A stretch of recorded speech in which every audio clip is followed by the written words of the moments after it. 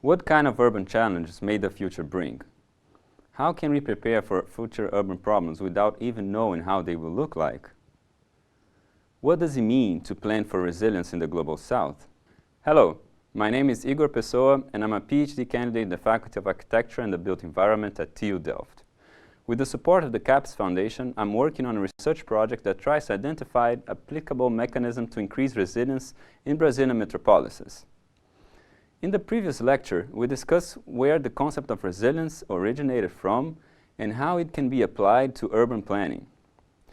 With that in mind, I would like to discuss some of the challenges, questions, and possible solutions related to resilience in the Global South that I have encountered during my research. To have a deeper understanding of the topic, you can find in the reference section some articles about how resilience is seen in different ways in different places. To think about resilience in Chicago, Lisbon, or Amsterdam is definitely different from the resilience thinking in urban planning for Beijing, Delhi, or Rio de Janeiro. In this lecture, the Global South is used as a term to refer to what some researchers call emerging economies countries. I prefer to use the term Global South to avoid the strict economic connotation that the term emerging economies has.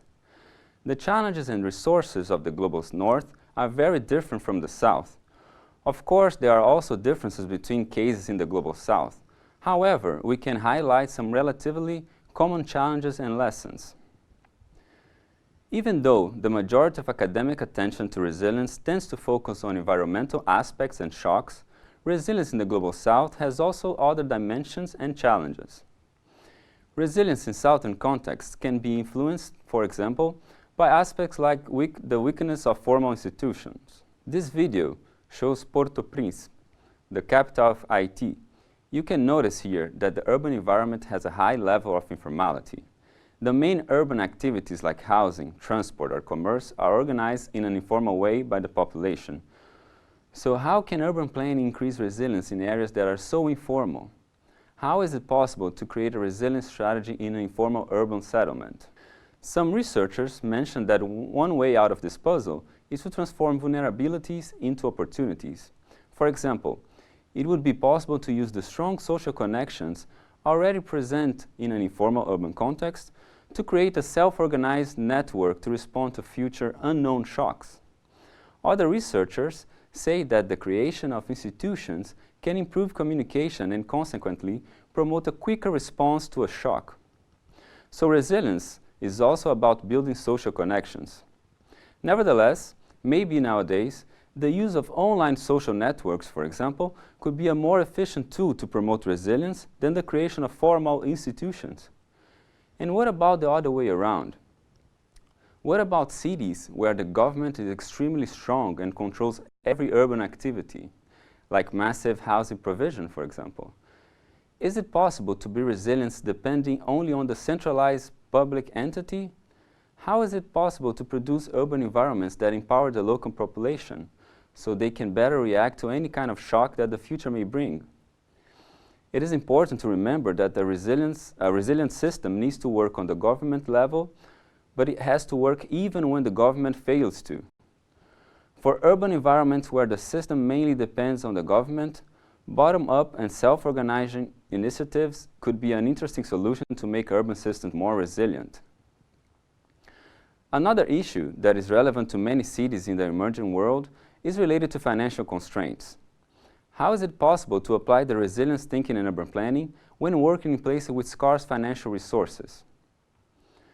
To promote resilience in cities where the public and the private sectors have limited financial resources is more complex. Initiatives need to be more creative and use the available resources in a more strategic way. Resilience in the South also means creativity and strategic economic planning. To be able to talk about resilience in the South, it is important to have a comprehensive lens and understand it as a framework that entails environmental, social, and economic dimensions. As well captured by Aida Eraydin, quote, "Planning for resilience can find a home in planning theory as an analysis of the external dynamics that accelerate urban economic, social, and spatial vulnerability and as an approach that helps to link social and economic process with ecological process, calling for a reconsideration of the substance of planning so as to enhance capacity to deal with slow and sudden changes of different forms." Unquote. Especially in less developed countries, being resilient needs to go beyond the simple understanding of the survival of the urban system. Cities in very precarious conditions, without garbage collection, without sanitation, without efficient public transport solutions, for example, can adapt and continue to function, but that does not necessarily mean that they are resilient. The survival of the urban system, especially in a precarious condition, can even be a trap to perpetuate one disadvantageous context.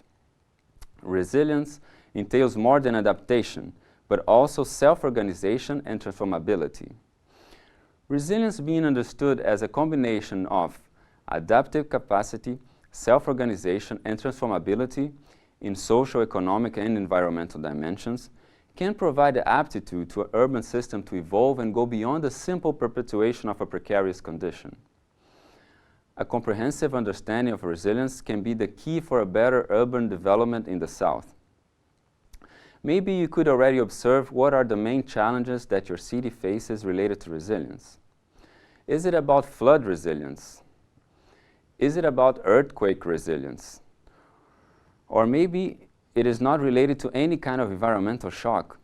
Some policy documents also mention social and economic resilience, which can be important to some Southern context. Can you also think about social and economic challenges of your local context?